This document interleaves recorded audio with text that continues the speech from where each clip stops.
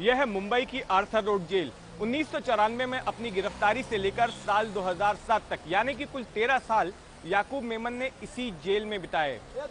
इसी जेल के भीतर विशेष टाडा अदालत बनाई गई थी, जिसने कि 12 मार्च 1993 के मुंबई बम कांड का मुकदमा चलाया। उस अदालत ने इस मामले में कुल 12 लोगों को फांसी की सजा सुनाई। 12 में से 10 आरोपियों की फांसी की सजा सुप्रीम कोर्ट ने उम्र कैद में तब्दील कर दी। एक आरोपी की बीमारी की वजह से मौत हो गई और अब सिर्फ याकूब मेमन ही बचा है, जिसकी की फांसी की सजा बरकरार है। एक शख्स जो कि कभी एक कामयाब सीए हुआ करता था, लेकिन आज फांसी का फंदा उसका इंतजार कर रहा है। याकूब मेमन अपने क्रिकेट खिलाड़ी पिता अब्दुल रज्जाक का तीसरा बेटा है। दक्षिण मुंबई के मोहम्मद अली रोड पर आज जिस जगह पर यह रिहायशी टावर खड़ा है, यहां पहले एक 4 मंजिला इमारत हुआ करती थी, जिसे कड़िया बिल्डिंग के नाम से जाना जाता था। इसी कड़िया बिल्डिंग की तीसरी मंजिल के एक छोटे से घर में याकूब मेमन अपने बाकी 5 भाइयों के साथ पला बढ़ा। पास ही के इस्माइल बेग मोहम्मद स्कूल से याकूब और उसके भाइयों ने 10वीं क्लास तक पढ़ाई की। बचपन से ही याकूब को गणित में काफी दिलचस्पी थी और यही वजह थी कि उसने अपना करियर बतौर एक चार्टर्ड अकाउंटेंट बनाना तय किया। 1990 में याकूब मेमन चार्टर्ड अकाउंटेंट बन गया और 1991 में उसने अपने बचपन के दोस्त चेतन मेहता के साथ एक अकाउंटिंग फर्म शुरू की, जिसका नाम रखा मेमन एंड मेहता एसोसिएट्स। लेकिन यह पार्टनरशिप ज्यादा दिन तक नहीं चल पाई। 1992 में फर्म बंद हो गई और फिर याकूब ने एक नई फर्म की शुरुआत की, जिसका नाम रखा AR एंड सन्स। इसी दौरान उसने अपने भाई अयूब मेमन के साथ तिजारत इंटरनेशनल नाम की एक एक्सपोर्ट फर्म भी खोली थी, जो खाड़ी के देशों में मांस निर्यात का काम करती थी। याकूब मेमन को अपने कारोबार में कामयाबी पर कामयाबी मिलती गई और जल्द ही उसने मुंबई के माहिम इलाके की इसी अलहुसैनी बिल्डिंग में 6 फ्लैट खरीद लिए। इसी इमारत में याकूब मेमन के भाई टाइगर मेमन के 2 डुप्लेक्स फ्लैट भी थे। 1992 में याकूब मेमन ने मुंबई के मशहूर इस्लाम जिमखाना में राहीन नाम की एक लड़की से शादी कर ली। पता जाता है कि शादी के मौके पर कई फिल्मी हस्तियां भी मौजूद थीं। 1992 में ही अचानक माहौल बदल गया। अयोध्या में बाबरी ढांचा ढहाए जाने के बाद मुंबई में 2 बार सांप्रदायिक दंगे भड़के। पहला दंगा दिसंबर 1992 के पहले हफ्ते में हुआ और दूसरा जनवरी 1993 के पहले हफ्ते में। दंगों के बाद मेमन परिवार में जो कुछ हुआ, उसने ही मुंबई सीरियल ब्लास्ट की जमीन तैयार कर दी थी। बाबरी मस्जिद ढह जाने के बाद हुए दंगों में दंगाइयों ने टाइगर मेमन की ऑफिस को जला डाला। इससे टाइगर मेमन के दिल में बदले की आग धधकने लगी और उसने इस बदले की आग में पूरे मुंबई को झुलसा देने का प्लान बनाया। अपने इस प्लान को लागू करने के लिए उसने पाकिस्तान और दुबई में अपने संपर्कों से बात भी की और इस प्लान को लागू करने के लिए उसने अपने पूरे परिवार का इस्तेमाल कर डाला, जिसमें याकूब मेमन भी शामिल था। मर्चेंट नेवी से रिटायरमेंट लेकर कॉफिन और शवों को ले जाने के लिए गाड़ियां मुहैया कराने वाले इस शख्स का नाम है पिंटो। 1992 में पिंटो भी लेडी जमशेदजी रोड पर उसी सम्राट सोसाइटी में अपनी दुकान चलाता था, जहां याकूब मेमन की तिजारत इंटरनेशनल का दफ्तर था। 1992 के हालात पिंटो को आज भी याद है। ने आदमी आसपास से जा रहे थे इधर से और वो लोग कोशिश कर रहे थे कि ये ऑफिस जला डाले, तो उनको रुकावट किया गया, क्योंकि हम लोग भी साथ में इधर ही रहते हैं। तो अगर बिल्डिंग जल जाएगी तो हम लोग का भी घर भी, हम लोग का भी दुकान वगैरह, वो सब it will all get burned. तो इस कारण से we stop them from burning the place. So after some time then we went away from here and then in the mean time वो मॉब आ गई और उनका साला वो ऑफिस जला दिया। फिर जलाने के बाद में फिर हम लोग नीचे जब आ गए इधर चेक करने को, तो ऑफिस जल चुकी थी। मेमन परिवार का दफ्तर जलाया गया और इसके बाद बारी थी बदला लेने की। मुंबई पुलिस और सीबीआई का आरोप था कि मुंबई बम धमाकों की साजिश को पाकिस्तानी खुफिया एजेंसी ISI के लिए अंडरवर्ल्ड डॉन दाऊद इब्राहिम ने उसके लिए स्मगलिंग का काम देखने वाले टाइगर मेमन की मदद से अंजाम दिया। इतनी बड़ी साजिश को अंजाम देने के लिए पैसे का बड़े पैमाने पर लेन देन होना था और इसके लिए टाइगर मेमन के CA भाई याकूब मेमन की मदद ली गई। मेमन परिवार के कारोबार का तमाम हिसाब किताब याकूब ही देखता था। बमकांड के बाद जब मुंबई पुलिस ने मेमन परिवार के घर पर छापा मारा तो उसे पता चला कि मेमन परिवार के सदस्यों के नाम पर 4 NRI खाते हैं और ये चारों ही खाते मुंबई के बांद्रा इलाके की टर्नर रोड पर स्थित HSBC बैंक की इस ब्रांच में हैं।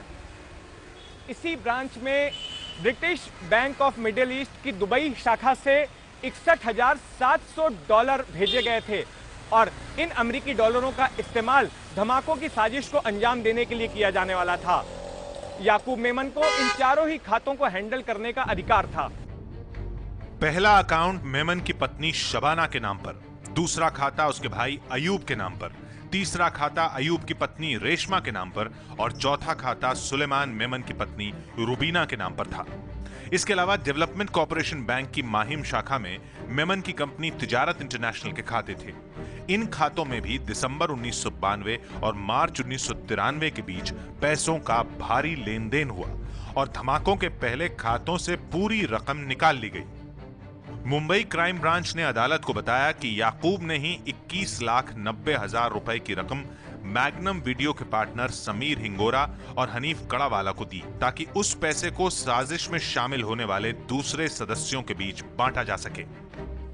याकूब मेमन ने इस साजिश को एक मूर्त स्वरूप दिया था कि आर्म्स एम्युनिशन किस तरह से आएंगे, किस तरह से बॉम्ब प्लांट करना है और प्लांटर्स की लिस्ट बनाई थी। इस तरह से सबूत कोर्ट में पेश करने के बाद अब याकूब मेमन को फांसी की सजा हुई थी।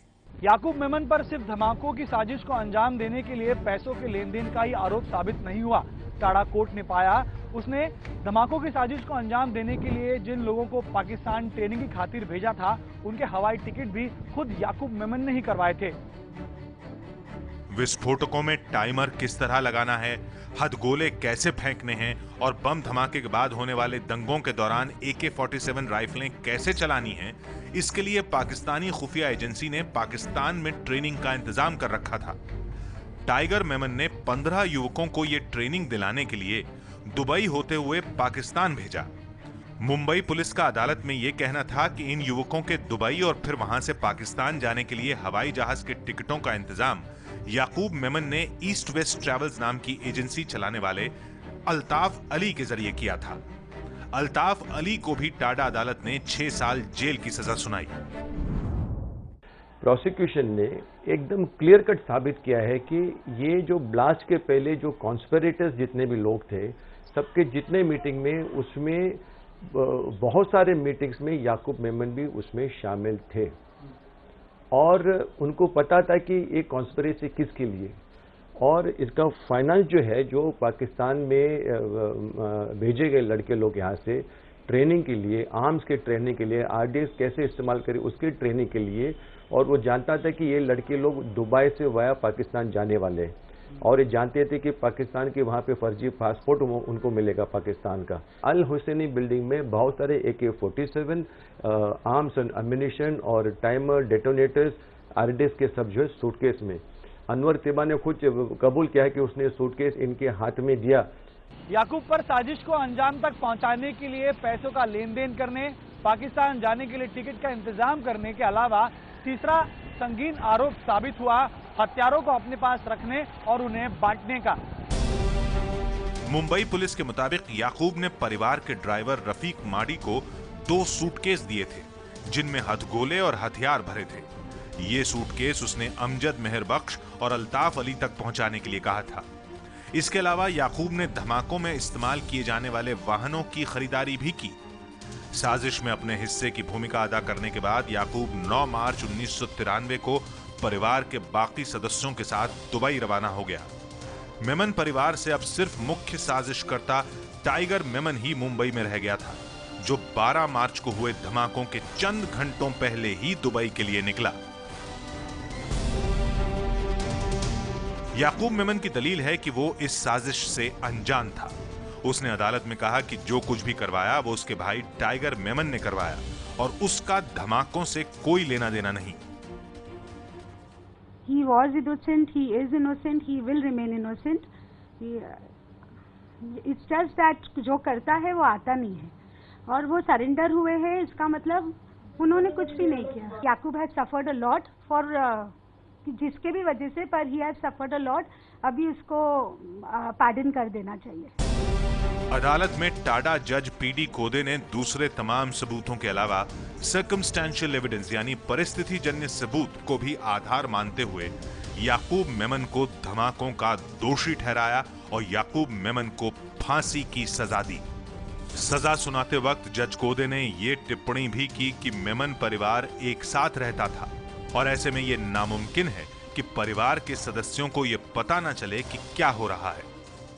हम जो हमारा जो जस्टिस का जो प्रिंसिपल है कि जो गुनहगार है वो छूटना नहीं चाहिए, उसको उसके हिसाब से उसको जब दोषी करार दिया जाता है तो मेरे ख्याल में जस्टिस होना शुरुआत हो जाती है। ऐसी सजाएं मिलने के बाद और वो कंफर्म होने के बाद में ऐसा भी मैसेज जाता है कि भारत देश में आतंकवादी को हम टॉलरेट नहीं करते। याकूब मेमन और उसका परिवार अब ये दलील दे रहा है कि याकूब मेमन को उसके भाई टाइगर मेमन के कुकर्मों की सजा मिली, लेकिन टाडा अदालत से लेकर सुप्रीम कोर्ट तक ने यह माना कि मुंबई बम धमाकों की साजिश में याकूब मेमन की अपनी स्वतंत्र भूमिका भी थी और उसके लिए मौत की सजा से कम कोई सजा नहीं हो सकती।